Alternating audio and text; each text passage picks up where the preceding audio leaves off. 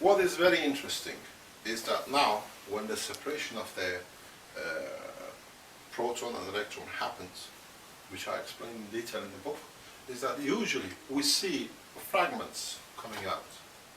They call it radiation leakage or whatever, yeah, of the separation.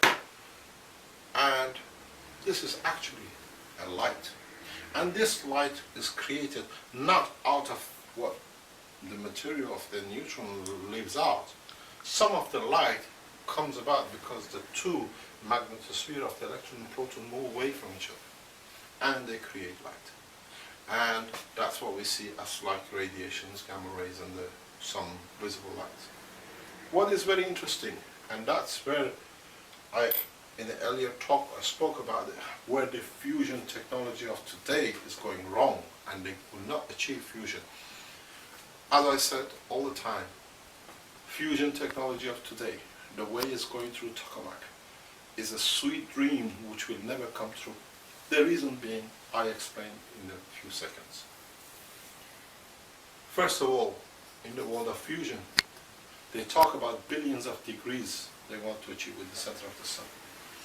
As we know, and we are constantly in touch with the plasma physicists and in tokamak systems, is that the gravitational field within the center of these tokamak reactors is 0.1% G, 0.1.6% G.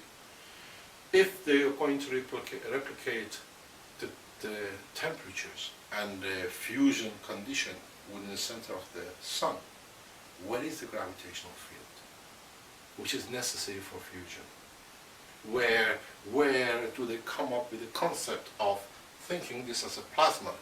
This is a normal plasma. They use magnetic fields to squeeze it, and then what do? When they squeeze it, they make two hard balls out of this plasma, which is soft and gentle, and they try to fuse two hard balls. This does not work. This is a fallacy that the fusion technology can carry on to just do research and development. But first of all, it's illogical to squeeze two balls, which are soft and gentle, you can work with, to a small hard ball, and then accelerate it and crash it together to fuse. Of course it will never happen. It's a fantastic idea, it's a good research, but not much. In reality, I have a very simple system. This is the shape of a tokamak, a torus reactor. Yeah, very simple. I explain where the difference is. What's the difference? What we developed, we call the plasma dilution technology. It's much easier to mix the content of two soft plasmas, like the egg. That's what it is. An egg is literally another plasma. It's easier to make an omelette with this than trying to make an omelette with the content of two hard-boiled eggs. No one can, and that's exactly what plasma physicists are trying to do.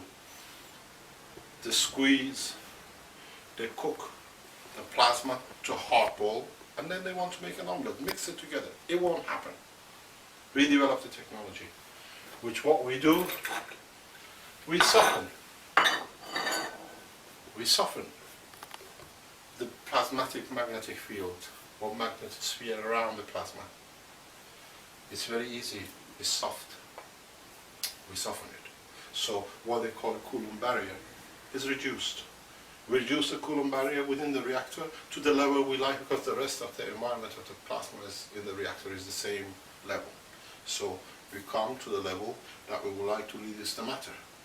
We take the matter out. We would like to release the antimatter to use this magnetic field strength. We do the same. And then what happens is very easy. When it's finished, we allow them to come back to the position. We don't use the matter. We use this magnetic field. And this reduction in the magnetic field strength of the magnetosphere of the plasma, we call it plasma dilution technology. And that is very easy. We can achieve fusion of anything, matter, antimatter, heavy elements. We have even developed the technology at the same time that we can allow the electron, what are called in atomic fusion, it's easier to fuse atom internally than bringing two plasmas of two different atoms together to fuse. These two were made from the same source. So if I weaken this, I can allow the electron to come in and get absorbed. I get a fusion. I can handle temperature at this level. But when you come to create a tokamak condition, several hundreds of millions of degrees temperature, 7,000 degrees burn the shuttle and re-entry. We don't have the material, we don't have the knowledge, have access to these kind of materials to stand these kind of heats.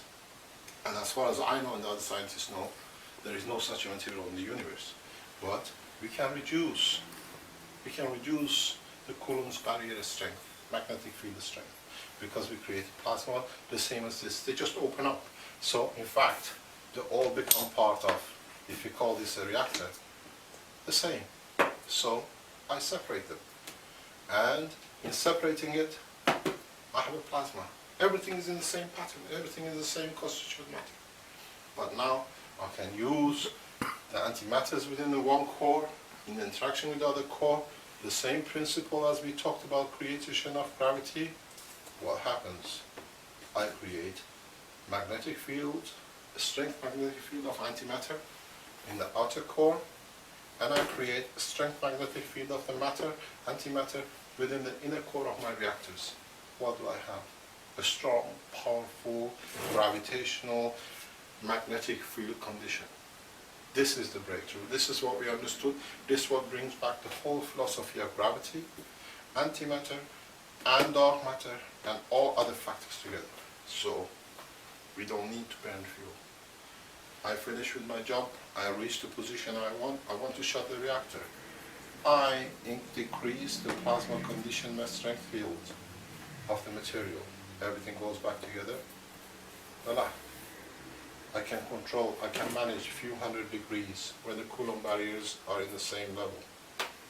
So this is what it is. This is creating energy, creating motion, producing materials through the new understanding of fundamental matters, which are the matter, antimatter, and dark matter, without burning fuel, without causing and creating waste and nuclear waste and the rest of it, what we've seen.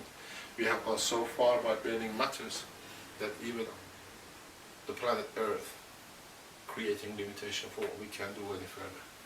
With this technology, hydrogen plasma, unlimited, no waste, no any damage to the environment. So that's what we call plasma dilution technology in conjunction with magnetic gravitational positioning for motion and for creating energies at all sorts of levels. At the same time, this is very simple. We can read in the book. We have shown very simply how it's done. We have explained very simple. If you do have such a control, this is what I just explained. Internally, a barrier, and external. So you have two co-reactors, outside and inside, like planet Earth. So you achieve very simple results with a very simple actions.